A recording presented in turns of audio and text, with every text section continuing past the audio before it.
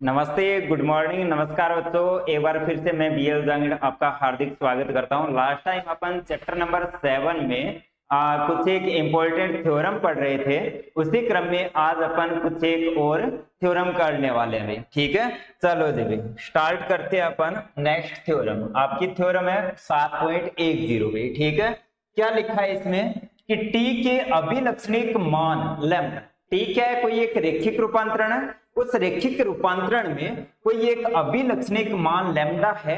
इसके संगत इसने बोला है कि सभी अभिलक्षणिक सदिशों के समुच्चय में अगर शून्य समष्टि को सम्मिलित कर लिया जाता है तो वो सेट वीएफ की एक उप समष्टि होती है।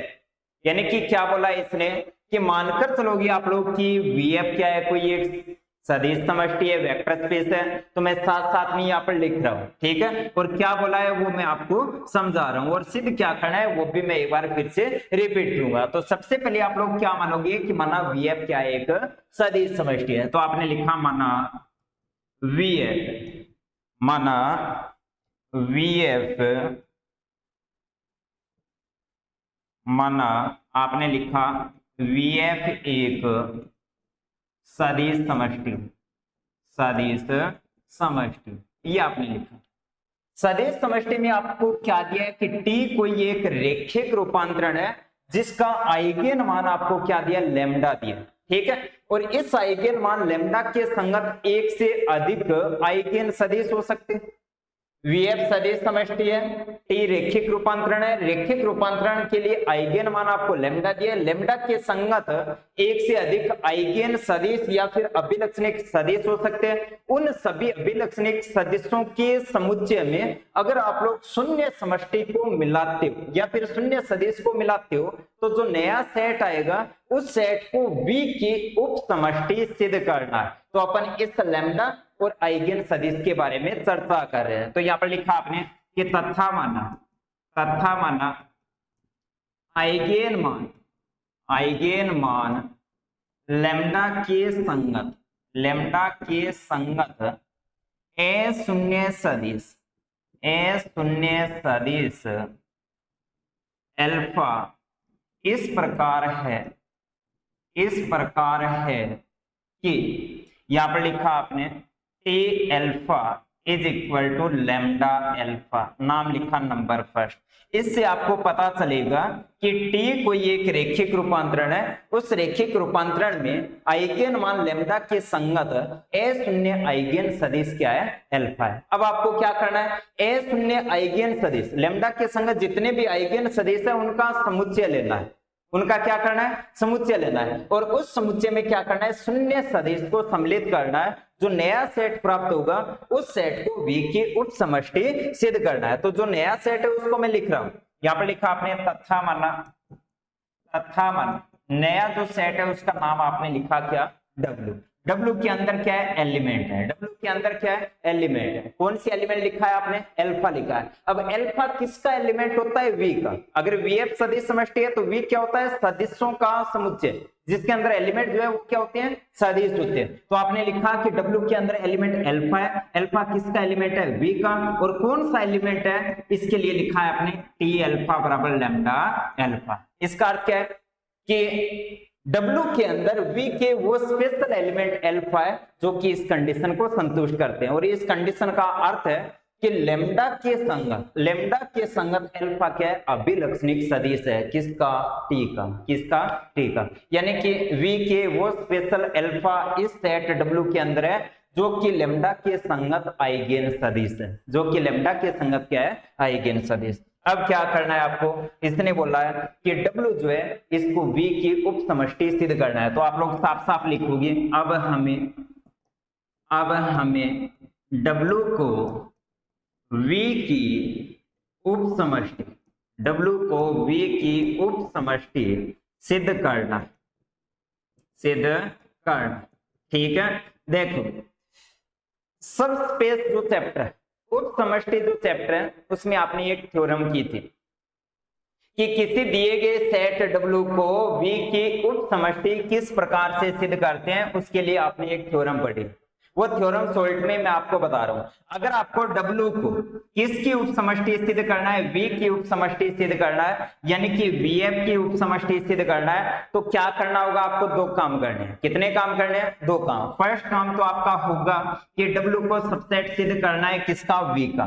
W को सबसेट दर्शाना है किसका, V का। और सेकंड काम आपको करना होता है क्या, कि दो वेक्टर लेने होते हैं अल्फा और बीटा किसके अंदर, W के अंदर। तो अल्फा कोमा बीटा किसके अंदर लोगे, W के अंदर। और दो स्केलर कांस्टेंट जैसे A और B आपने लिए किसके अंदर, F के अंदर। उसके बाद में आपको गणना करनी होती है A alpha plus B beta. ये जो आपको प्राप्त हो रहा है, ये भी अगर किसके अंदर आ गया, W के अंदर, अगर ये भी किसके अंदर आ रहा है, W के अंदर, तो आपको डायरेक्ट बोलना होता है कि W V की क्या है, उपसमष्टि है। ठीक है, अगर W को VF की उपसमष्टि सिद्ध करनी है तो उसके लिए आपको क्या करना होता है, एक काम करना होता है कि जिसको उपसमष्टि सिद्ध करना है उसके अंदर दो वेक्टर लेने हैं और दो कांस्टेंट लेने हैं आपको किसके अंदर, क्षेत्र F के अंदर। उसके बाद में आपको गणना करनी होती है A alpha plus B beta की। अगर ये वाला भी किसके अंदर आए, W के अंदर आता है, तब आपको डायरेक्ट बोलना होता है कि W V की क्या है, उपसमष्टि है। किससे बोल रहे हो, एक थ्योरम के स्टेटमेंट से अपन बोल रहे हैं। ठीक है, तो चलो भी ये आप काम कर रहे हो। तो सबसे पहले आपको क्या करना है, W को V का सबसेट दर्शाना है। तो ये जो आपका सेट W है, इसके अंदर एलिमेंट कौन है, अल्फा है। अब अल्फा कहां से आ रहे हैं, V से, यानी कि W के अंदर जितने भी एलिमेंट अल्फा है वो कहां से आ रहे हैं, V से। यानी कि W के एलिमेंट जो है वो किसके एलिमेंट है, V के। तो सबसे पहले आपने लिखा कि चूंकि W सबसेट है किसका, V का। पहली कंडीशन तो संतुष्ट है। अब सेकंड कंडीशन के लिए बच्चों आप लोग क्या करोगे, दो एलिमेंट लिखकर चलोगे किसके अंदर, W के अंदर। तो यहाँ पर लिखकर चल रहे हो कि माना अल्फा कोमा बीटा आप लोग लिखकर चल रहे हो किसके अंदर, W के अंदर। अगर अल्फा और बीटा किसके अंदर है, W के अंदर है, तो आप लोग बोलते हो कि W की कंडीशन क्या है, कि अगर अल्फा W के अंदर है तो वो अल्फा इस कंडीशन को संतुष्ट कर रहा है। यहाँ पर अल्फा W के अंदर है तो यहाँ पर लिखोगे कि आता है T alpha is equal to lambda alpha. Number first, अगर बीटा W के अंदर है तो आप लोग बोलोगे कि T of beta is equal to lambda beta. नाम लिखा इक्वेशन नंबर सेकंड। ठीक है, सेकेंड कंडीशन के लिए आपको क्या करना था कि दो वेक्टर आपने अल्फा बीटा W के अंदर लिए, फिर दो कांस्टेंट लेने थे। तो यहाँ पर लिखा आपने कि तथा A comma B belongs to, यहाँ पर लिखा है A comma B belongs to किसके अंदर लिखा है। अब क्या करना है, आप लोग एक गणना कर रहे हो। कौन सी गणना कर रहे हो, मैं लिखकर चल रहा हूँ T। यहाँ पर लिखा A alpha plus B beta. नव का अर्थ क्या होता है, आप नई गणना कर रहे हो, इसकी मैं गणना कर रहा हूँ। ठीक है, अब देखो पीछे अपने एक चैप्टर पढ़ा था रेखिक रूपांतरण। रेखिक रूपांतरण। अब रेखिक रूपांतरण में अगर T एक रेखिक रूपांतरण है तो उसके लिए अगर अल्फा बीटा वेक्टर है, E और B कांस्टेंट है, तो इसका रिजल्ट बराबर होगा किसके बराबर होगा, कि जो कांस्टेंट होता है वो बाहर आएगा। तो यहाँ पर लिखोगे A, फिर लिखोगे T ऑफ अल्फा, फिर लिखोगे प्लस, ये जो कांस्टेंट है ये बाहर आएगा, बीटा अंदर रहेगा। तो यहाँ पर लिखा B और यहाँ पर लिखा T ऑफ बीटा। ये जो रिजल्ट आ रहा है, ये रिजल्ट आ रहा है कहां से, रूपांतरण रूपांतरण की परिभाषा से। तो यहाँ पर लिखोगे चूंकि T क्या है, रेखिक रूपांतरण या फिर T के रेखिक गुणधर्म से, इसका रिजल्ट ये आएगा। ठीक है, आप देखते हैं, आपने लिखा कि T of A alpha plus B beta is equal to A। T alpha का रिजल्ट आपने लिखा था कि अगर अल्फा किसके अंदर है, W के अंदर है, तो T अल्फा का आंसर आएगा लैम्डा अल्फा। तो A T अल्फा के स्थान पर lambda alpha plus B T beta के स्थान पर लैम्डा बीटा आपने लिखा। ठीक है, चलो जी, अब आपने यहां से लैम्डा कॉमन ले लिया। क्या क्या लैम्डा कॉमन लिया, यहाँ पर लिखा आपने A alpha plus B beta, और लेफ्ट साइड में आपके पास क्या है, T of A alpha plus B beta. ठीक है, अब आपको ध्यान से देखना, आप लिखोगे कि चूंकि अल्फा और बीटा किसके अंदर थे, W के अंदर थे। किसके अंदर थे, W के अंदर। और W क्या है, एक वेक्टर है, और वेक्टर को स्केलर से गुणा करते हैं, कांस्टेंट से गुणा करते हैं, तो आंसर क्या आएगा, वेक्टर। तो यहाँ पर लिखा A अल्फा और B बीटा जो है वो भी किसके अंदर आएंगे, W के अंदर। किसके अंदर आएंगे, डब्ल्यू के अंदर, ठीक है। अब फर्स्ट भी वेक्टर है, सेकंड भी क्या है, वेक्टर है। वेक्टर और वेक्टर का सम करते हो क्या आएगा, वेक्टर आएगा। तो यहाँ पर लिखा ए अल्फा प्लस बी बीटा, ये जो है ये किसके अंदर आएगा, डब्ल्यू के अंदर। अब डब्ल्यू सबसेट किसका है, वी का। यहाँ पर लिखा डब्ल्यू सबसेट है किसका, वी का। तो ये वाला जो एलिमेंट आपका है ये किसका एलिमेंट मानोगे, वी का। तो यहाँ पर लिखा आपने कि ए अल्फा प्लस बी बीटा जो एलिमेंट है वो किसका एलिमेंट है, वी का एलिमेंट है।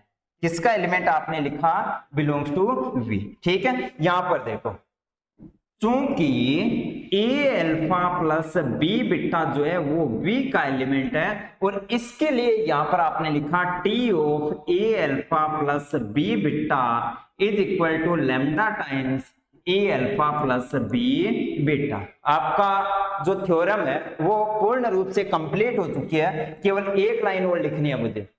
आपने W की परिभाषा क्या लिखी थी, आपने W के लिए ये बोला था कि W के अंदर V के एलिमेंट है। W के अंदर किसके एलिमेंट है, V के। जैसे V का एलिमेंट कौन है, अल्फा। अब कौन सा V का एलिमेंट है जो कि कंडीशन को संतुष्ट करे, T अल्फा बराबर लैम्डा अल्फा। यानी कि जो सेट W है उसके अंदर किसके एलिमेंट है, V का एलिमेंट अल्फा है। अब कौन सा एलिमेंट अल्फा है जो इस कंडीशन को संतुष्ट करे कि जिस V के एलिमेंट को T के अंदर लिखते हैं तो आंसर क्या है, लैम्डा टाइम्स अल्फा। अब यहां पर देखो, ये जो एलिमेंट है ये किसका एलिमेंट है, V का। ये जो एलिमेंट है ये किसका एलिमेंट है, V का। अब ये वाला एलिमेंट इस कंडीशन को संतुष्ट कर रहा है क्या, देखते हैं। ये एलिमेंट V का है, इस एलिमेंट को T के अंदर रखा तो आंसर क्या रहा है, lambda times same element, lambda times same element. यानी कि V का स्पेशल एलिमेंट जिसको T के अंदर रखा तो आंसर क्या रहा है, लैम्डा टाइम्स वो एलिमेंट। तो V का ऐसा स्पेशल एलिमेंट जो होता है वो किसके अंदर होता है, W के अंदर। तो आपका रिजल्ट आ गया, यहाँ पे लिखोगे अतः ए अल्फा प्लस बी बीटा जो है वो किसके अंदर आ गया, W के। अर्थात आपके जो कंडीशन नंबर सेकंड है वो संतुष्ट हो रही है। कैसे संतुष्ट हो रही है कि a comma b belongs to F और alpha comma beta belongs to W के लिए आपने रिजल्ट निकाला है a alpha plus B beta belongs to W. और अगर ये वाली कंडीशन संतुष्ट हो जाती है तो आप लोग लिखते हो कि अतः डब्ल्यू वी एफ की एक सब स्पेस यानी कि उप समष्टि है, उप समष्टि है भी। ये थी आपकी थ्योरम 7.10 भी, ठीक है। सॉल्ट में एक बार फिर से रिपीट कर रहा, क्या था थ्योरम का, आपका स्टेटमेंट था कि Vf क्या है, कोई एक सदिश समष्टि है, T रैखिक रूपांतरण है, उसमें लेम्डा क्या है, कोई एक आइगेन मान है, उसके संग जो आइगेन सदिश है या फिर अभिलक्षणिक सदिश है उनका जो समुच्चय, समुच्चय का नाम लिखा W, उस W में शून्य समष्टि को सम्मिलित कर लेते हो तो वो जो W है वो V की क्या होती है, उप समष्टि। तो आपने लिखा है कि Vf क्या है, एक सदिश समष्टि है।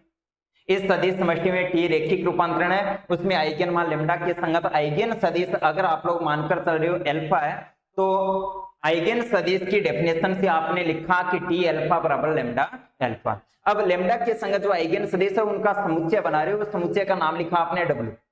W के अंदर V के ही एलिमेंट है। अब कौन से एलिमेंट है जो कि इस कंडीशन को संतुष्ट करे, इस कंडीशन से पता चल रहा है कि V का एलिमेंट अल्फा जो है वो लेम्डा के संगत क्या है, आइगेन सदिश है। तो ये W आपका सेट हो गया। अब क्या करना है, W को V की उपसमष्टि सिद्ध करना है। उपसमष्टि सिद्ध करने के लिए कितने काम करने हैं, 2 काम। एक तो W को V का सबसेट सिद्ध करना है। तो आपने लिखा कि क्योंकि W V का सबसेट है। कैसे पता चला, क्योंकि W के अंदर किसके एलिमेंट है, V के ही एलिमेंट है। तो जितने भी W के एलिमेंट है वो V के अंदर हो गया, V के अंदर है तो W सबसेट है किसका, V का। सेकंड काम क्या होता है, सब स्पेस सिद्ध करने के लिए, उस समष्टि सिद्ध करने के लिए सेकंड काम क्या करना होता है कि 2 स्केलर लेने होते हैं आपको A और B, और 2 वेक्टर लेने होते हैं अल्फा और बीटा। जिसको सब स्पेस सिद्ध करना है, उस समष्टि सिद्ध करना है, उसके अंदर 2 वेक्टर लिए, उसके बाद में आपको गणना करनी होती है a alpha plus B beta, वो भी W के अंदर आने चाहिए। अगर ऐसा होता है तो सब स्पेस होती है, उप समष्टि होती है, वरना नहीं। तो आपने W के अंदर 2 वेक्टर अल्फा और बीटा लिए। अगर ये दोनों वेक्टर W के अंदर है तो W की condition T alpha lambda alpha को संतुष्ट करेगा, तो T alpha lambda alpha, beta भी है तो T बीटा लेम्डा बीटा। अब 2 कांस्टेंट आपने लिए E और B, किसके अंदर, F के अंदर। F क्या होता है, क्षेत्र होता है। अब क्या करना है, एक नई गणना, नव का अर्थ है नई गणना करेगा। टी के अंदर ये लिख रहे हो, टी क्या है, रेखिक रूपांतरण। और रेखिक रूपांतरण की डेफिनेशन होती है कि जो वेक्टर होता है वो टी के अंदर रहता है और जो कांस्टेंट होता है वो बाहर आता है, तो इसका रिजल्ट इसके बराबर होता है। रेखिक रूपांतरण की डेफिनेशन या फिर रेखिकता गुणधर्म से, ठीक है। उसके बाद में आपने लिखा टी अल्फा के स्थान पर लैम्डा अल्फा, टी बीटा के स्थान पर लैम्डा बीटा, लैम्डा आपने कॉमन लिया। अब आपने गणना की कि ये जो एलिमेंट अंदर लिखा है ये किसका एलिमेंट है, वी का। कैसे है वी का, कि अल्फा बीटा डब्ल्यू क्या है, तो a alpha b beta b W क्या है, क्योंकि वेक्टर को कांस्टेंट से गुणा करते हैं वेक्टर आता है। अब वेक्टर को वेक्टर में जोड़ोगे डब्ल्यू में, अब डब्ल्यू सबसेट है वी का, तो ये एलिमेंट हो गया वी का। यानी कि ये वाला जो एलिमेंट है ये वी का एलिमेंट है और वी के एलिमेंट को टी के अंदर रख रहे हैं तो लैम्डा टाइम्स वो एलिमेंट है, इस कंडीशन को भी संतुष्ट कर रहा है। ऐसा स्पेशल वी का एलिमेंट किसके अंदर है, डब्ल्यू के अंदर। तो आपने बोल दिया लास्ट में कि अतः ये जो स्पेशल एलिमेंट है ये किसके अंदर आ रहा है, डब्ल्यू के अंदर। और इस कंडीशन को अगर संतुष्ट कर दिया तो आपने बोला कि एफ बी एफ में अल्फा बीटा डब्ल्यू में उसके लिए ये कंडीशन संतुष्ट है, a alpha b beta B किसके अंदर है, डब्ल्यू के अंदर। और कंडीशन संतुष्ट होती है तो आप बोलते हो कि डब्ल्यू वी की क्या एक उपसमष्टि है। तो ये थी मोस्ट इंपोर्टेंट थ्योरम 7.10, लगभग हर बार पेपर में पूछी जाती है, ठीक है। अब देखते हैं अपन इससे आगे, नेक्स्ट अपन देखते हैं थ्योरम 7.12, ठीक है। क्या लिखा है, यदि टी का एक अभिलक्षणिक मान अल्फा, अल्फा अभिलक्षणिक मान नहीं हो सकता, यहाँ पर करेक्शन करना है आपको, मान के स्थान पर सदिश लिखना। क्या लिखना है, सदिश लिखना है। अब देखते हैं क्या लिखा है, यदि टी का एक अभिलक्षणिक सदिश अल्फा है तब अल्फा टी के एक से अधिक अभिलक्षणिक मान से संगतता नहीं कर सकता। इसका अर्थ क्या है कि अगर टी रेखिक रूपांतरण है और अल्फा अभिलक्षणिक सदिश है, अभिलक्षणिक सदिश है, तो टी अल्फा बराबर क्या आएगा, लैम्डा अल्फा। जहां पर लैम्डा क्या होता है, अभिलक्षणिक मान होता है और अल्फा क्या होता है, अभिलक्षणिक सदिश होता है। और यहाँ पर अर्थ क्या है कि लैम्डा के संगत अल्फा क्या है, अभिलक्षणिक सदिश। टी के अभिलक्षणिक मान लैम्डा के संगत अल्फा क्या है, अभिलक्षणिक सदिश है। यानी कि अल्फा अभिलक्षणिक सदिश है किसके संगत, अभिलक्षणिक मान लैम्डा के संगत, ठीक है। यहाँ पर सिद्ध क्या करना है कि टी का अभिलक्षणिक सदिश अगर अल्फा है, टी का अभिलक्षणिक सदिश अगर अल्फा है तो ये अल्फा टी के एक से अधिक अभिलक्षणिक मानों से संगतता नहीं कर सकता, एक से अधिक अभिलक्षणिक मानों से संगतता नहीं कर सकता। इसका अर्थ क्या है कि जैसे एक से अधिक अभिलक्षणिक मान लैम्डा 1 और क्या है लैम्डा 2, लैम्डा 1 अभिलक्षणिक मान है, इसके संगत भी अभिलक्षणिक क्या, अभिलक्षणिक सदिश क्या है, अल्फा है। और लैम्डा 2 अभिलक्षणिक मान है, इसके संगत अभिलक्षणिक सदिश भी क्या आ जाए, सेम अल्फा आ जाए, ऐसा पॉसिबल नहीं होता। ये आपको सिद्ध करना, यानी कि इस थ्योरम में क्या बोला है कि टी कोई एक रेखिक रूपांतरण है, इस रेखिक रूपांतरण में अगर अल्फा कोई एक अभिलक्षणिक सदिश है तब आपको सिद्ध करना है कि अल्फा एक से अधिक अभिलक्षणिक मानों से संगतता नहीं करता, संगतता नहीं करता। इसका अर्थ है कि एक से अधिक अभिलक्षणिक मानों के संगत जो अभिलक्षणिक सदिश है वो समान नहीं होता, एक से अधिक अभिलक्षणिक मानों के संगत जो अभिलक्षणिक सदिश है वो समान नहीं हो सकता। ये आपको सिद्ध करना है। क्या लिखा है, अल्फा है तो अल्फा टी के एक से अधिक मानों के संगतता नहीं कर सकता, ये आपको सिद्ध करना, ठीक है। तो क्या करोगे आप लोग, सबसे पहले आप लोग मानकर चलोगे कि माना टी क्या है, कोई एक रेखिक रूपांतरण है, और सिद्ध क्या करना है वो आप लोग डायरेक्ट लिखोगे। तो यहाँ पर आपने डेरिवेशन में लिखा है एक बार क्या कि माना टी एक रेखिक रूपांतरण है, रेखिक रूपांतरण, ठीक है। अगर रेखिक रूपांतरण है तो लिखोगे अतः ए शून्य सदिश, ए शून्य सदिश अल्फा बिलोंग्स टू वी के लिए, वी के लिए आपने लिखा कि T alpha is equal to lambda alpha, यहाँ पर लिख दिया जैसे नंबर फर्स्ट, रेखिक रूपांतरण की आपने डेफिनेशन लिखी, ठीक है। अब क्या करना है, तब हमें दर्शाना है, क्या सिद्ध करना है, क्या कि अभिलक्षणिक सदिश ए शून्य अभिलक्षणिक सदिश, ए शून्य अभिलक्षणिक सदिश अल्फा के लिए आइगेन मान या फिर अभिलक्षणिक मान अद्वितीय होता है, अद्वितीय होता है, ठीक है, यानी कि एक अल्फा के संगत जो आइगेन मान है, अभिलक्षणिक मान है, वो अलग होगा। यानी कि एक के संगत आइगेन मान जो है वो एक होगा, एक के संगत आइगेन मान जो है वो क्या होगा, एक होगा। यानी कि एक से अधिक प्रकार के आइगेन मान नहीं हो सकते। यानी कि अल्फा के संगत जो आइगेन मान है वो लैम्डा 1 और लैम्डा 2 दो प्रकार के नहीं हो सकते, केवल एक होगा, केवल एक, यानी कि अद्वितीय होता है। ठीक है, और जब भी आपको अद्वितीय सिद्ध करना हो तो हमेशा मैथ्स की एक विधि काम में लेते हैं जिसका नाम होता है विरोधाभास विधि। तो यहाँ पर आपने शॉर्ट में नाम लिखा विरोधाभास, यानी कि ये जो थ्योरम है इसको आप लोग सिद्ध करोगे किससे, विरोधाभास।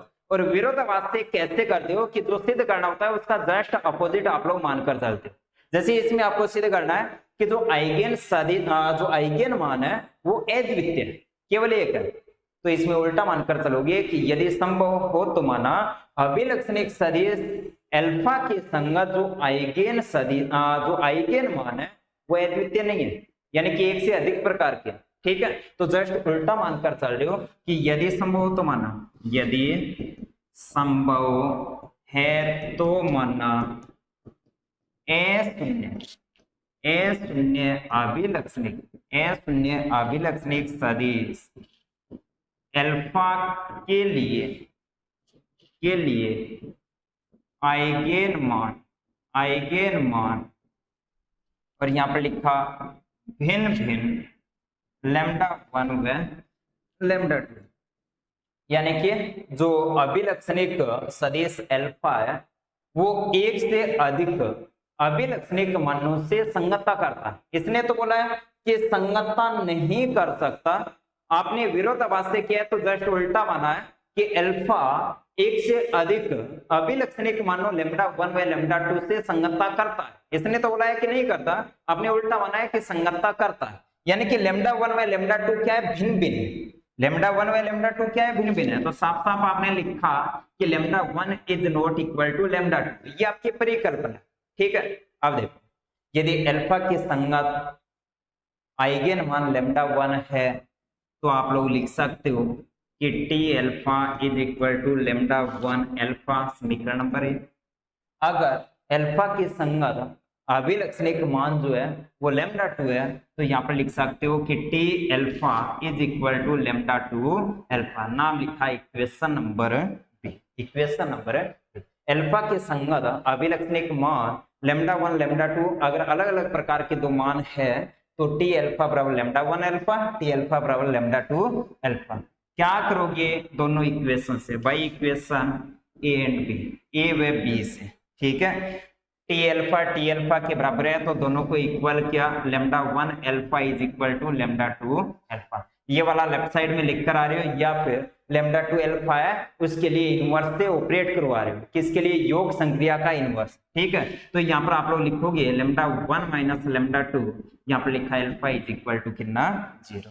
अल्फा क्या था, ए शून्य था, चूंकि alpha is not equal to 0 तो यहाँ पर लिखा लैम्डा 1 माइनस लैम्डा 2 जो है वो निश्चित रूप से कितना, शून्य। अगर ये शून्य आ गया तो आपने लिखा lambda 1 is equal to lambda 2। लेकिन अभी आपने बोला था कि दो भिन्न भिन्न अभिलक्षणिक मान लैम्डा 1 व लैम्डा 2, यानी कि आपने परिकल्पना की थी, आपने जस्ट अपोजिट माना था कि यदि संभव हो तो माना लैम्डा जो अल्फा जो है वो भिन्न भिन्न आइगेन मानों लैम्डा 1 व लैम्डा 2 से संगतता करता है। यानी कि लैम्डा 1 व लैम्डा 2 को आपने अलग अलग माना था, अल्फा के संगत जो आइगेन मान लैम्डा 1 व लैम्डा 2 है उनको आपने अलग अलग माना था।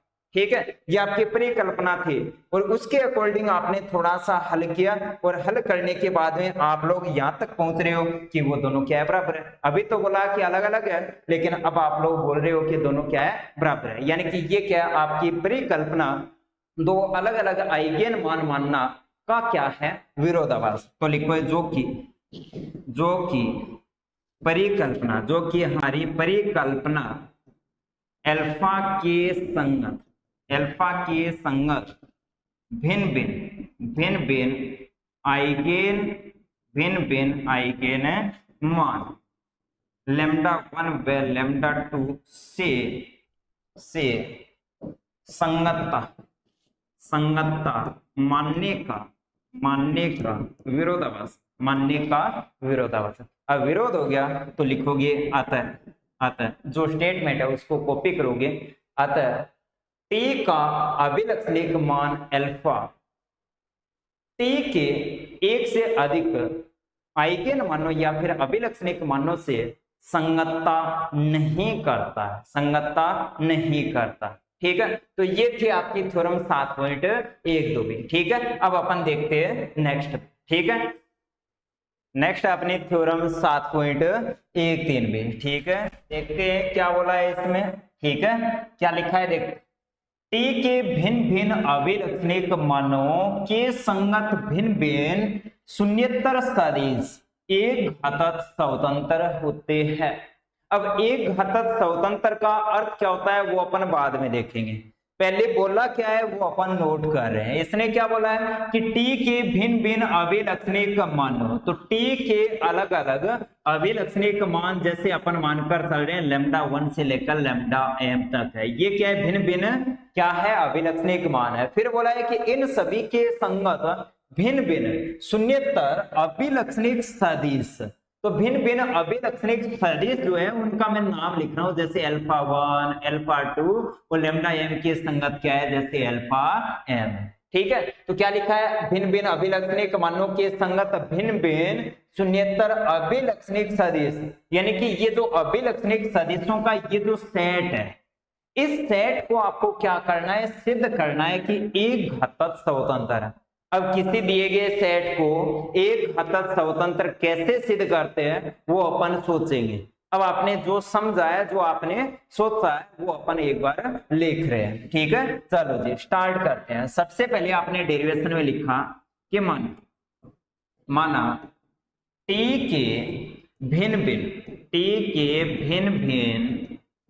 अभिलक्षणिक मानों और टी के भिन्न भिन्न अभिलक्षणिक मान आपके पास λ1 λ2 λ3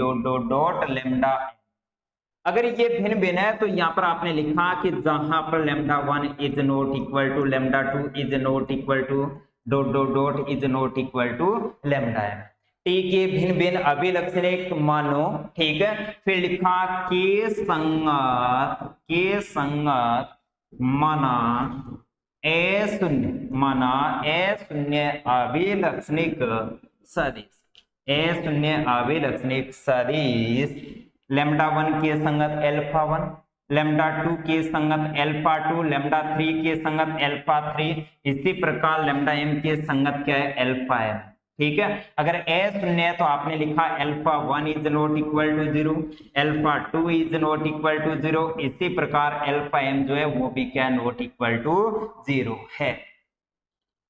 टी के भिन्न भिन्न अभिलक्षणिक मानों के संगत भिन्न भिन्न ए शून्य अभिलक्षणिक सदिश अल्फा के रूप में है, ये आपने लिखा है। अब क्या करना है आपको, अब हमें जो अभिलक्षणिक सदिशों का जो सेट है उसको Li सिद्ध करना है, यानी कि रेखिक स्वतंत्र।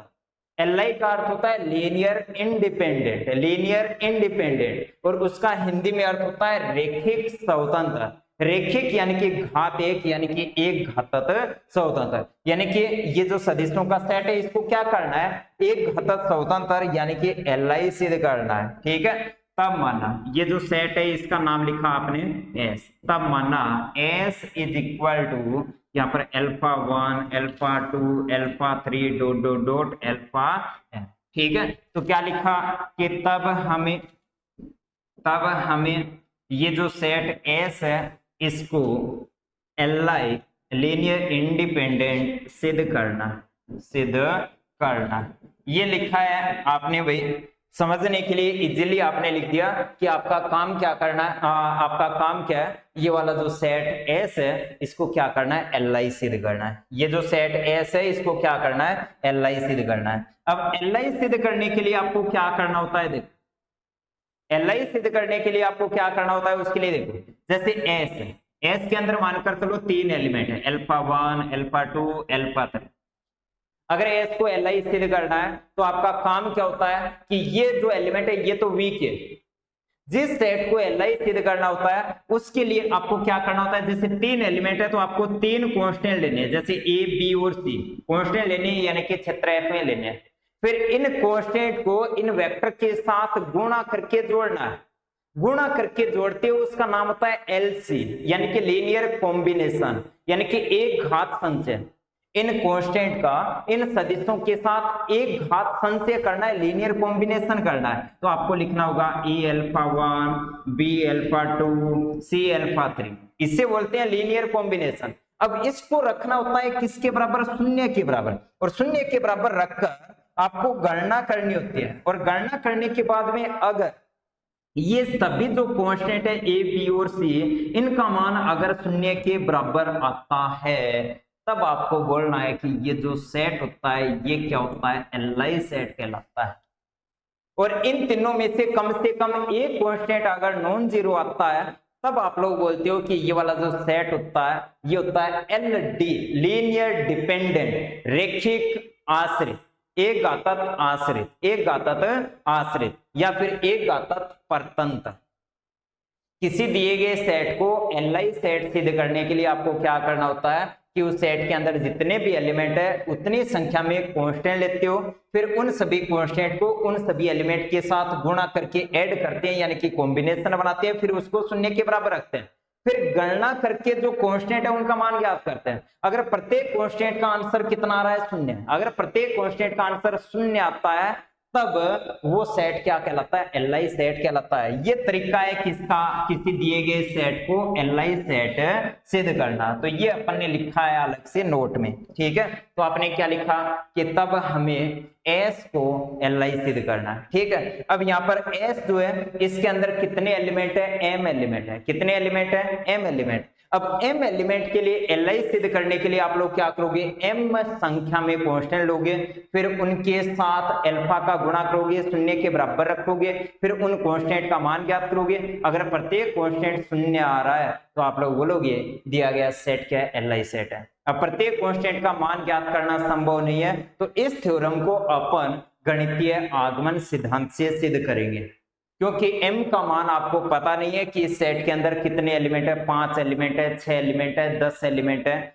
या फिर कितने एलिमेंट है। लेकिन ये फिक्स आपको पता है कि इस सेट के अंदर जो एलिमेंट है उनकी संख्या नेचुरल नंबर है। एलिमेंट 1 हो सकता है, 2 हो सकता है, 3, 10, 15, 50, 100, यानी कि जो एलिमेंट है उनकी संख्या कितनी है, नेचुरल नंबर। और नेचुरल नंबर के लिए अपन गणितीय आगमन सिद्धांत लगा सकते हैं। तो एस को एलआई सिद्ध करने के लिए विधि काम में ले रहे हो जिसका नाम है गणितीय आगमन सिद्धांत। तो यहाँ पर लिखा कि इसे हम गणितीय आगमन सिद्धांत से सिद्ध करेंगे, ठीक है। और गणितीय आगमन सिद्धांत के लिए आप लोग जानते हो कि कितने स्टेप होते हैं, 3 स्टेप होती है। फर्स्ट स्टेप में आप लोग क्या करते हो, n बराबर 1 के लिए गणना करते हो। इस सेट में जो एलिमेंट है उनकी संख्या m है, तो सबसे पहले गणना करोगे m बराबर 1 के लिए। तो यहाँ पर लिखा आपने स्टेप फर्स्ट, क्या लिखा आपने, स्टेप फर्स्ट। तो यहाँ पर लिखा m बराबर 1 के लिए, m बराबर 1 के लिए सत्य होना चाहिए, जो रिजल्ट आ रहा है वो क्या होना चाहिए, सत्य। यानी कि m बराबर 1 के लिए जो सेट s है वो सेट s क्या होना चाहिए, एलआई होना चाहिए। तो m बराबर 1 के लिए आपने जो सेट है उसका नाम लिखा है S1, ठीक है। S1 के अंदर जो एलिमेंट है उनकी संख्या m है, और m का मान अगर केस फर्स्ट में आपने 1 लिखा है तो यहाँ पर लास्ट एलिमेंट आएगा अल्फा 1। पहला एलिमेंट अल्फा 1 है, लास्ट भी अल्फा 1, इसका अर्थ है कि इसके अंदर केवल एक ही एलिमेंट है, तो आपने लिखा अल्फा 1।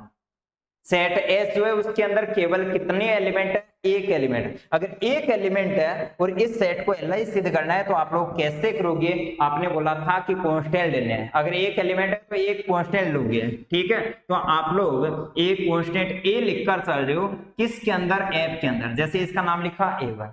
फिर क्या करना होता है, लीनियर कॉम्बिनेशन। कॉम्बिनेशन का अर्थ है कांस्टेंट का इसके साथ गुणा करना, तो A1 अल्फा 1, फिर रखना होता है किसके बराबर, 0 के बराबर। फिर क्या करना होता है, कांस्टेंट का मान ज्ञात करना है। तो यहाँ पर आप लोग बोलोगे कि अल्फा 1 अल्फा 2 अल्फा 3 क्या थे, अशून्य आइगन सदिश। तो लिखो चूंकि alpha 1 is not equal to 0, अशून्य आइगन सदिश है तो इसका मान नॉन जीरो है। दोनों का गुणा अगर 0 आ रहा है तो निश्चित रूप से आप लोग बोलोगे कि जो A1 है वो कितना आ रहा है, शून्य।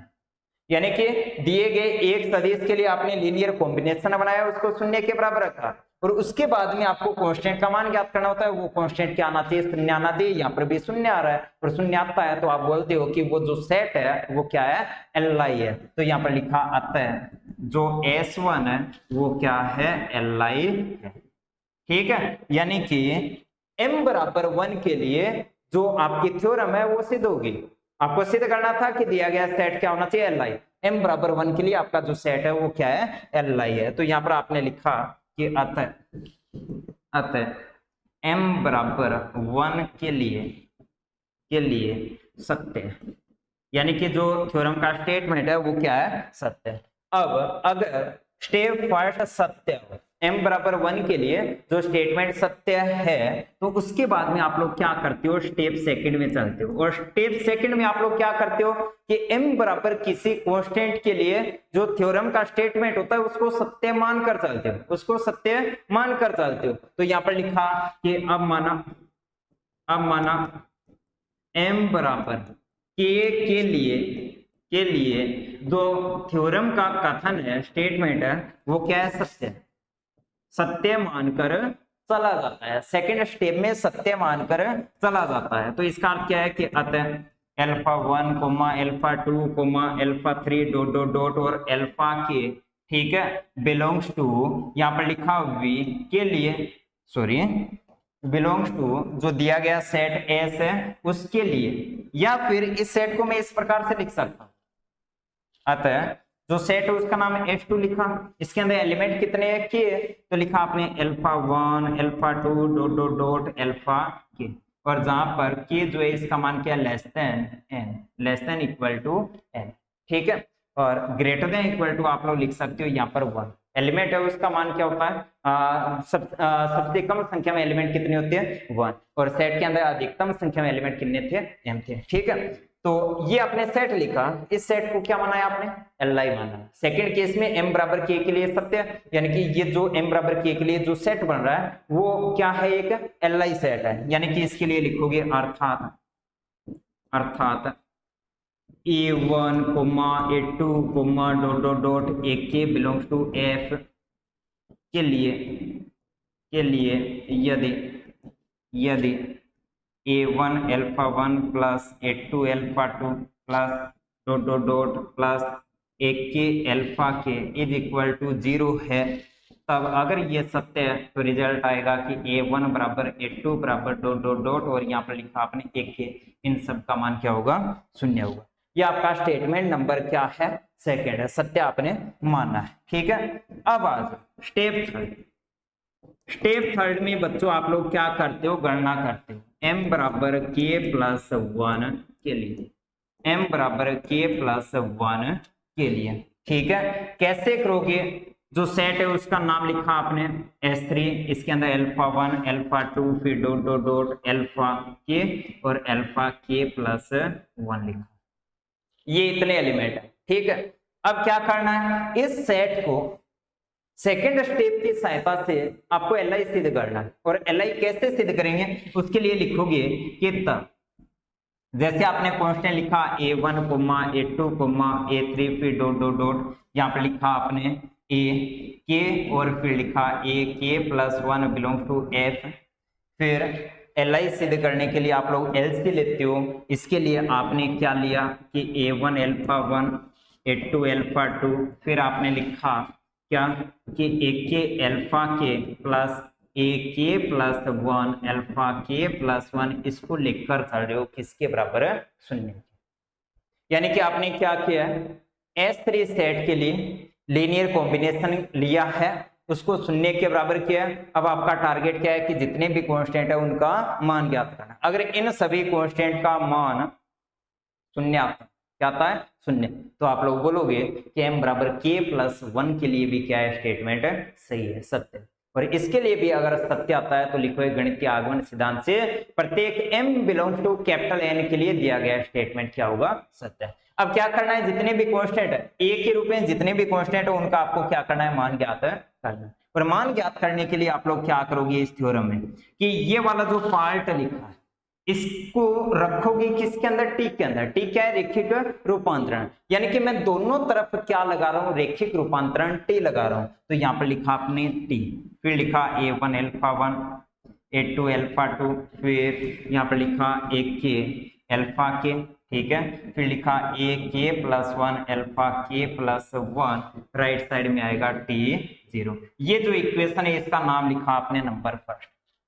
ये जो इक्वेशन है इसका नाम लिख दिया आपने नंबर फर्स्ट पे, ठीक है। अब इसके दोनों तरफ अगर आपने टी लगाया तो इसको अपन हल कर रहे हैं, फिर चेक कर रहे हैं। अगर टी रेखिक रूपांतरण है तो रेखिक रूपांतरण के रेखिक गुणधर्म से जो कांस्टेंट होता है वो बाहर आता है, जो वेक्टर होता है वो टी के अंदर रहता है। तो इसका रिजल्ट आएगा a1 टी अल्फा 1, फिर लिखोगे a2 टी अल्फा 2, इसी प्रकार a के और टी अल्फा के, फिर लिखा a के प्लस 1 और टी अल्फा के प्लस 1। t0 का आंसर क्या होता है, वेक्टर 0। क्या होता है, वेक्टर 0। टी के अंदर अगर 0 रखते हैं तो आंसर आता है शून्य सदिश। अगर टी रेखिक रूपांतरण, आपने टी को रेखिक रूपांतरण बोला था, और रेखिक रूपांतरण है जिसमें लैम्डा 1 के संगत आइगन सदिश अगर अल्फा 1 है, तो आपने बोला कि टी अल्फा 1 का मान क्या होता है, लैम्डा 1 अल्फा 1। क्या होता है, लैम्डा 1 अल्फा 1। तो यहाँ पर लिखोगे a1 टी अल्फा 1 के स्थान पर लिखा लैम्डा 1 अल्फा 1, a2 अगर अल्फा 2 लैम्डा 2 के संगत आइगन सदिश है तो टी अल्फा 2 के स्थान पर लिखोगे लैम्डा 2 अल्फा 2। इसी प्रकार यहाँ पर लिखा a के और टी अल्फा के स्थान पर लैम्डा के और अल्फा के, और यहाँ पर लिखा a के प्लस 1 और इसके स्थान पर लैम्डा के प्लस 1 और अल्फा के प्लस 1 इज इक्वल टू 0। ये जो इक्वेशन है इसका मैंने नाम लिखा equation number second, equation number second, ठीक है। अब मैं एक काम कर, अब मैं क्या कर रहा हूं, एक काम कर रहा हूं, क्या, एक नई गणना कर रहा हूं कि जो इक्वेशन नंबर आपकी सेकंड है उसमें से इक्वेशन नंबर फर्स्ट को हटाया, लेकिन किससे गुणा करके, लैम्डा के प्लस 1 से गुणा करके। ये जो आपकी फर्स्ट इक्वेशन है इसको मैंने लैम्डा के प्लस 1 से गुणा करके इसको गुणा किया, फिर सेकंड में से घटाया, यानी कि इसमें से इसको घटाया, किससे गुणा करके, लैम्डा के प्लस 1 से। अगर इसको लैम्डा के प्लस 1 से गुणा किया तो इसमें से इन दोनों में से कॉमन क्या आएगा, a1 कॉमन आएगा और अल्फा 1 कॉमन आएगा। तो यहाँ पर आपकी नेक्स्ट स्टेप जो है वो स्टेप रहेगी इधर क्या, कि a1 कॉमन आएगा, ठीक है। अगर a1 कॉमन आएगा तो अंदर बचेगा लैम्डा 1 फिर माइनस गुणा किया था लैम्डा के प्लस 1 से और साथ में बचेगा अल्फा 1। इसी प्रकार सेकंड में से सेकंड घटाया तो a2 कॉमन आएगा, अल्फा 2 कॉमन आएगा, ठीक है। तो यहाँ पर आएगा a2 और अंदर आएगा क्या, लैम्डा 2 माइनस लैम्डा के प्लस 1, यहाँ पर लिखा है अल्फा 2, ठीक है। इसी प्रकार डॉट डॉट डॉट, ठीक है। ये जो आपकी सेकंड लास्ट स्टेप है, ये जो आपकी सेकंड लास्ट स्टेप है ये वाली अपन देख रहे हैं, ठीक है।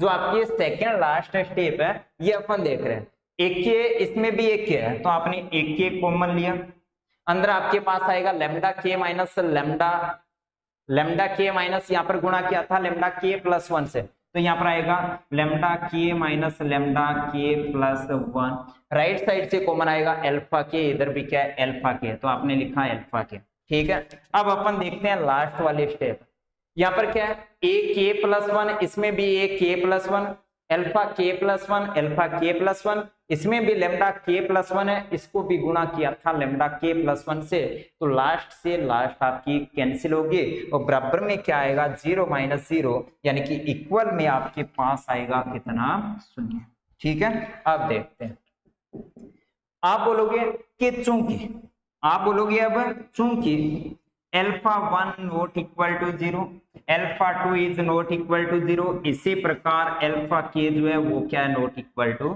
0, अल्फा के क्या है, नॉट इक्वल टू 0 है, ठीक है। लेकिन स्टेप सेकंड में आपने क्या बोला था, स्टेप सेकंड में आपने ये बोला था कि m बराबर k के लिए जो दिया गया सेट है वो क्या है, li, दिया गया सेट है वो क्या है, li है। फिर से लिख रहा हूं कि चूंकि S2 जो आपका था और S2 के अंदर एलिमेंट थे alpha 1 alpha 2 dot dot dot, यहाँ पर आपने लिखा अल्फा के, ये क्या था, li था, ये आपने क्या माना था, li माना था। अगर ये वाला सेट Li माना है तो इसका रिजल्ट क्या होता है कि इन सभी वेक्टर के साथ अगर कांस्टेंट का गुणा करके जोड़ते हैं यानी कि एलसी बनाते हैं, उसको शून्य के बराबर रखते हैं और उसके बाद में अगर कांस्टेंट का मान ज्ञात करते हैं तो वो सभी कांस्टेंट क्या होते हैं, शून्य होते हैं। क्या होते हैं? शून्य।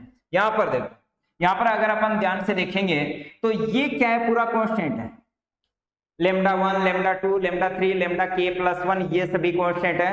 कांस्टेंट माइनस कांस्टेंट, कांस्टेंट आएगा A1 कांस्टेंट है, यानी कि ये बाहर लिखा है ये कांस्टेंट है, ये भी क्या है आपका कांस्टेंट है, ये भी आपका क्या है कांस्टेंट है। इन सभी कांस्टेंट को किसके साथ गुणा किया है? अल्फा के साथ। जो सेट आपका F2 था जो कि Li था, उसके अंदर जितने भी एलिमेंट है जैसे अल्फा 1, अल्फा 2, अल्फा के, इन सभी के साथ कांस्टेंट का गुणा किया, गुणा करके जोड़ा है यानी कि एलसी बनाया, उस एलसी को शून्य के बराबर रखा है। अगर दिया गया सेट Li है तो कांस्टेंट से गुणा करके शून्य के बराबर रखते हो तो Li की डेफिनेशन से आप लोग बोलते हो कि वो सभी कांस्टेंट क्या होते हैं? शून्य होते हैं। तो यहां से आपके पास रिजल्ट आएगा कि अगर H2 स्टेप सेकंड से H2 अगर Li है तो ये सभी कांस्टेंट क्या होंगे? शून्य। तो यहाँ पर लिखा कि चूंकि H2 Li है, स्टेप सेकंड से Li है, तो यहाँ पर ये सभी कांस्टेंट शून्य है। तो लिखा A1 लेमडा 1 माइनस लेमडा के प्लस 1 इज इक्वल टू शून्य, A2 लेमडा 2 माइनस लेमडा के प्लस 1 इज इक्वल टू शून्य। इसी प्रकार डॉट डॉट डॉट लास्ट वाला आपने लिखा था, लास्ट वाला आपने लिखा था एक के, लास्ट वाला आपने लिखा था एक के लेमडा के माइनस लेमडा के प्लस 1 इज इक्वल टू शून्य। ठीक है, अब आ जाओ भी देखते हैं, थोड़ी सी गणना और बची है। क्या बोलोगे? चूंकि जो आइगेन मान थे वो अलग अलग स्टेटमेंट में लिखा था, अलग अलग आइगेन मानों के संगत आइगेन सदिश अलग अलग है। तो यहाँ पर लिखा आपने कि चूंकि lambda 1 is not equal to lambda 2 is not equal to lambda 3 is not equal to lambda के प्लस 1, ये सभी क्या है? भिन्न भिन्न। अगर ये सभी भिन्न भिन्न है यानी कि ये दोनों बराबर नहीं है, अगर दोनों बराबर नहीं है तो दोनों का अंतर शून्य नहीं हो सकता, यानी कि सेकंड वाला शून्य नहीं है तो निश्चित रूप से क्या आएगा? A1 शून्य। लेमडा 2 और ये वाला बराबर नहीं है तो इन दोनों का अंतर शून्य नहीं हो सकता, ये अंतर शून्य नहीं है तो ये पहला जो A2 है वो क्या होगा? शून्य। तो इसका रिजल्ट क्या आएगा? आप लोग लिखोगे कि A1 बराबर 0, A2 भी क्या आएगा? 0 आएगा, A3 भी क्या आएगा? 0 आएगा। इसी प्रकार लास्ट में आपने लिखा है कि एक के जो है वो भी क्या आ रहा है आपके पास है? शून्य आ रहा है, यानी कि इनका मान शून्य है। सेकंड वाला पार्ट अगर शून्य नहीं है तो पहला पार्ट क्या आएगा? शून्य। तो यहां से आपके पास रिजल्ट आ रहा है A1 बराबर 0, A2 0, A3 0 और एक के का मान क्या आ गया? 0। लेकिन एक गणना और पेंडिंग है, एक गणना और क्या है? पेंडिंग है। यानी कि आपको क्या करना था कि m बराबर k प्लस 1 के लिए क्या करना था? इस सेट को Li सिद्ध करना है, और इस सेट को Li सिद्ध करना है तो आपने कॉम्बिनेशन बनाया, कॉम्बिनेशन को शून्य के बराबर, फिर आपका टारगेट था कांस्टेंट a का मान ज्ञात करना। तो A1 का मान शून्य आ चुका है, A2 भी शून्य आ चुका है, एक के भी शून्य आ चुका है, लेकिन एक कांस्टेंट पेंडिंग है। कौन सा? AK plus 1। कौन सा? AK plus 1। अब AK प्लस 1 का मान ज्ञात करने के लिए आप लोग क्या करोगे? जितने भी कांस्टेंट है उन सब का मान इस इक्वेशन नंबर फर्स्ट में रखोगे। किस में रखोगे? फर्स्ट में रखोगे। यानी कि मैं यहाँ पर लिख रहा हूं जितने भी कांस्टेंट है उनका मान ज्ञात कर लिया, अब इक्वेशन नंबर फर्स्ट में रखोगे। तो इक्वेशन नंबर फर्स्ट से A1 का मान शून्य, तो ये शून्य है, शून्य है, शून्य, इसका मान भी शून्य है, तो ये भी क्या हो गया? शून्य। ठीक है, तो आपने लिखा शून्य प्लस डॉट डॉट डॉट और लास्ट में ये भी शून्य है, तो इसके स्थान पर आपने लिखा कि AK प्लस 1 फिर अल्फा k प्लस 1 बराबर शून्य। यानी कि यहाँ से आपके पास AK plus 1 alpha k plus 1 का मान शून्य, अल्फा का मान नॉन जीरो है, तो यहाँ से रिजल्ट आ गया कि AK प्लस 1 बराबर कितना? A1 से लेकर AK तक मान नीचे ज्ञात किया, वो मान इक्वेशन नंबर फर्स्ट में रखा, तो AK प्लस 1 का मान भी क्या आ गया? शून्य। यानी कि एक्चुअल में आपने किया है वो मैं लास्ट में एक बार फिर से लिख दे रहा हूं। तो यहाँ पर लिखा आपने आता है क्या लिखा कि A1 alpha 1 plus A2 alpha 2 plus यहाँ पर लिखा ए के अल्फा के प्लस लिखा ए के प्लस 1 अल्फा के प्लस 1 इज इक्वल टू 0 के लिए आपने गणना की और गणना करके आपने a1 का मान ज्ञात किया, a2 का मान ज्ञात किया, a3 का मान ज्ञात किया, फिर AK का मान ज्ञात किया और लास्ट में AK प्लस 1 का मान ज्ञात किया। वो सभी कांस्टेंट क्या आ रहे हैं? शून्य। और सभी कांस्टेंट अगर शून्य आ जाते हैं तो आप लोग बोलते हो कि अतः जो सेट S3 आपने माना था जिसके अंदर एलिमेंट थे अल्फा 1 अल्फा 2 और कहां तक अल्फा K प्लस 1, वो सेट आपका क्या है? Li है। यानी कि आप लोग बोलोगे कि अतः गणितीय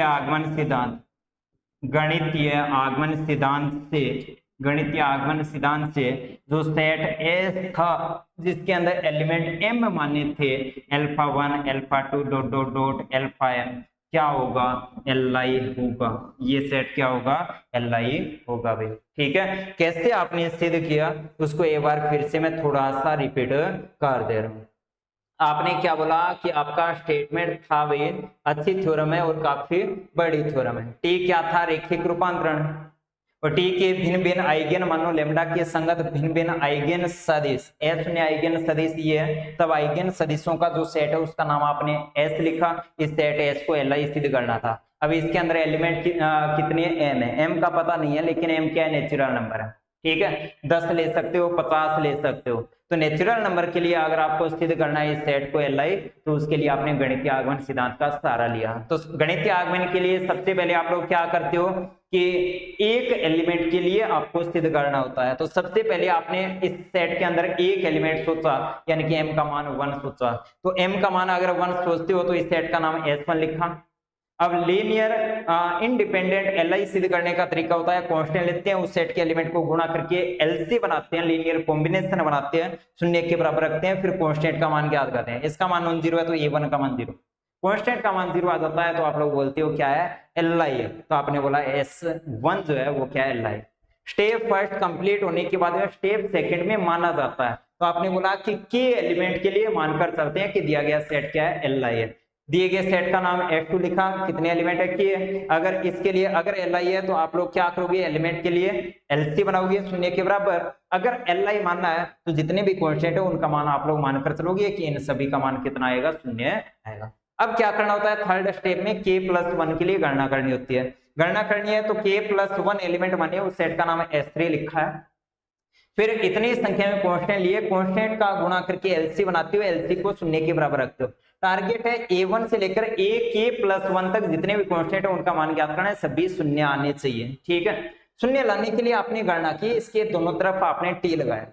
रेखीय गुणधर्म से आपने कांस्टेंट को बाहर और अल्फा को अंदर रखा है। ठीक है, अगर λ1 के संगत आइगन सदिश अल्फा 1 है तो इसके स्थान पर λ1 अल्फा 1 लिखा। ये स्टेप आ रही है। अब आपको ध्यान में रखना है कि इसमें से फर्स्ट को, इसमें से इक्वेशन फर्स्ट को माइनस करना है, किससे? गुणा करके लैम्डा के प्लस 1 से गुणा करके अगर माइनस करोगे तो आपके पास ये स्टेप आएगी। इसको अगर ध्यान से देखोगे तो ये क्या है? अल्फा 1 अल्फा 2 अल्फा के आइगन सदिश है और गुणा में क्या है? कांस्टेंट है, यानी कि के सदिशों का LC है बराबर शून्य। लेकिन के सदिशों के लिए स्टेप सेकंड में आपने माना है कि वो Li है। अगर वो Li है तो ये जितने भी कांस्टेंट है इनका मान निश्चित रूप से क्या होगा? शून्य। तो जितने भी कांस्टेंट है इनका मान क्या है? शून्य। लेकिन लैम्डा के जितने भी मान थे वो अलग अलग थे और अलग अलग थे तो इनका डिफरेंस शून्य नहीं हो सकता। तो A1 A2 A3 और लास्ट में एक के जो है वो कितने आ जाएंगे? शून्य। यानी कि एक के तक कांस्टेंट है उनका मान शून्य आपके पास आ सकता है।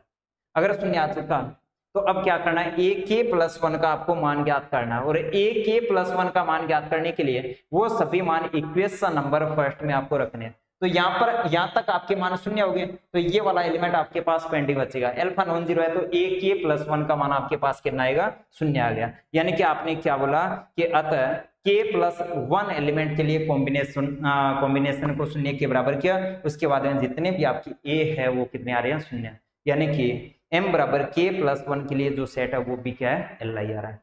और तीनों स्टेप में अगर आपने थर्ड स्टेप में भी आपने जो स्टेटमेंट है उसको सत्य सिद्ध कर दिया, फिर डायरेक्ट अपन बोल सकते हैं गणितीय आगमन सिद्धांत से क्या कि दिया गया जो स्टेटमेंट है वो प्रत्येक नेचुरल नंबर के लिए आपका क्या होगा? सत्य होगा।